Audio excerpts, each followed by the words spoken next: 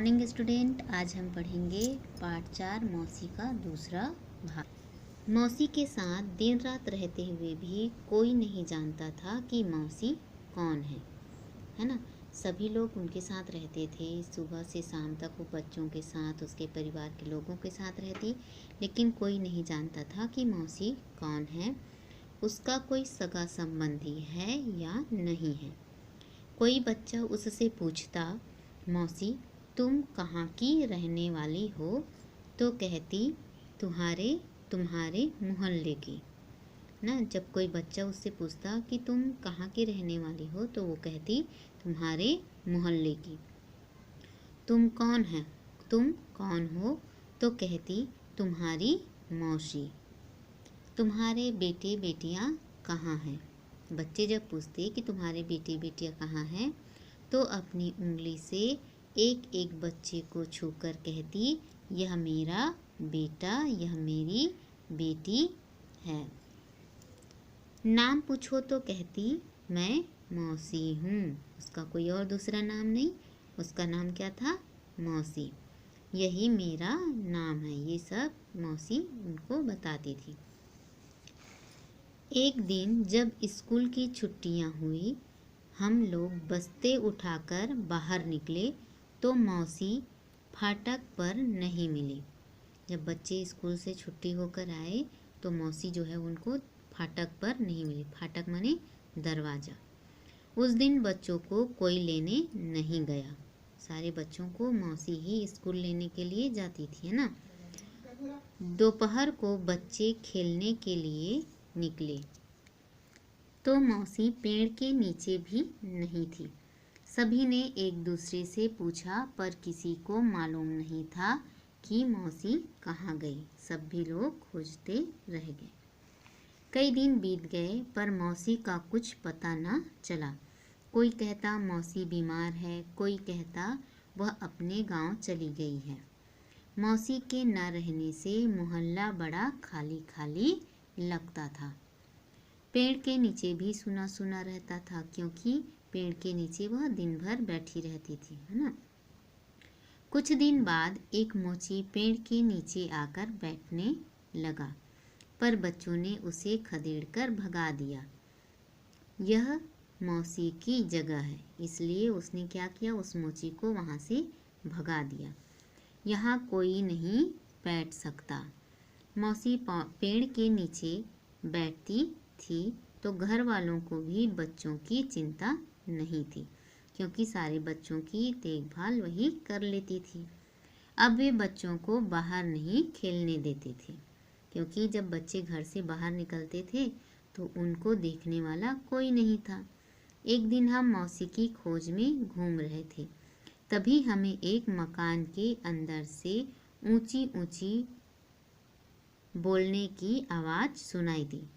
हमने ठेका तो नहीं ले रखा है मौसी, 20 दिन से तुम यहाँ पड़ी हो। किसी का आवाज़ वहाँ से आ रहा था जोर जोर से कि हमने ठेका तो नहीं ले रखा है मौसी, 20 दिन से तुम यहाँ पड़ी हो।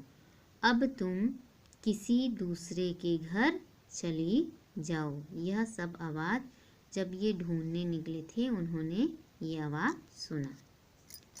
मौसी का नाम सुनकर हम सब ठिठक कर खड़े हो गए, मतलब संकोच से खड़े हो गए।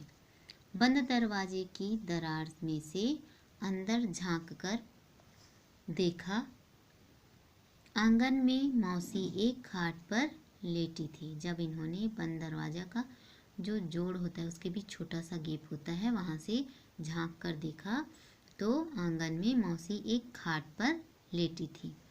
बाल उलझे हुए और चेहरा पीला व सूखा हुआ था। पीला पड़ गया था, है ना। जैसे बीमार होते हैं तो चेहरा पीला पड़ जाता है ना, वैसे ही। उसके पास ही खड़ी एक औरत उसे डांटे जा रही थी। मैं चली जाऊंगी, जरा शरीर संभल जाए। मौसी उससे कह रही थी कि मैं चली जाऊंगी यहाँ से, ज़रा मेरा शरीर संभल जाए, मतलब तबीयत थोड़ा ठीक लग जाए। तू अपने गांव चली जा। तो वो लेडीज़ कहती है, महिला, कि तू अपने गांव चली जा। गांव में मेरा कौन बैठा है? मौसी कहती है गांव में मेरा कौन बैठा है। कहती कहती मौसी रुआंसू हो गई। मतलब जैसे हमको दुख होता है, अगर कोई हमसे बात करता है तो हमारी आंखें भर जाती हैं ना, तो रोने जैसा, तो वैसी मौसी रुआसी हो गई। हमें बहुत गुस्सा आया। मैंने घर लौटकर माँ से कहा तो वह बोली, बिज्जू की माँ कहाँ तक उसे अपने पास रख सकती है ना। उस बच्चे को बहुत गुस्सा आया, जो बच्चा ढूंढने गया था उसको बहुत गुस्सा आया जब ऐसी बात उसने सुनी।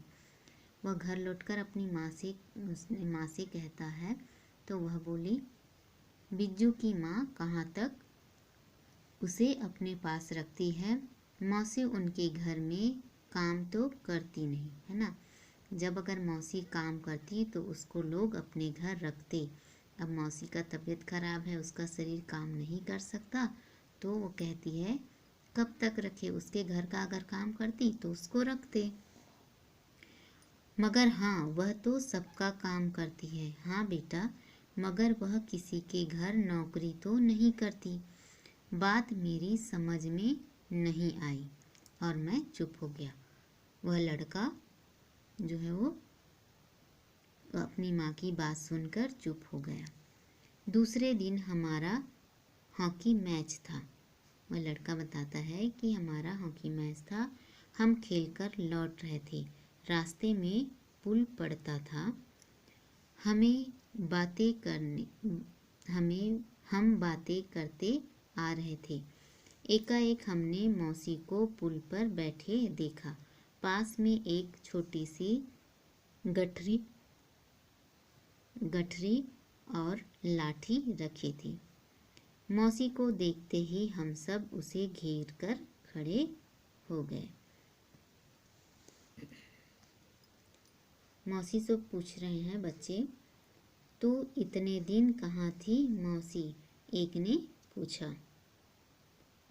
यहाँ क्या कर रही है मौसी? यह दूसरे बच्चे ने पूछा। यहाँ क्यों बैठी है मौसी? बच्चे पूछते जा रहे हैं उससे कि इतने दिन तक कहाँ थी, यहाँ का क्यों बैठी है ना। मैं यहाँ से जा रही हूँ बेटा, कहते हुए मौसी की आंखें भर आई।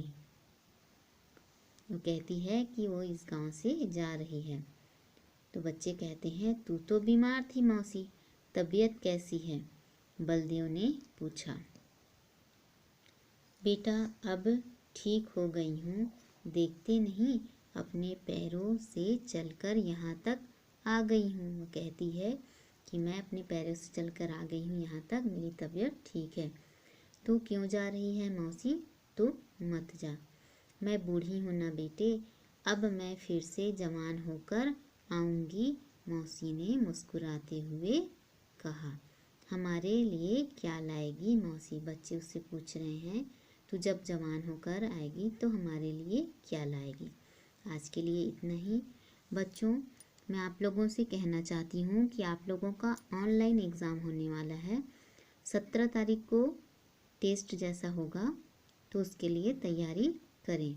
आप लोगों का लेसन मैं बता दूँगी।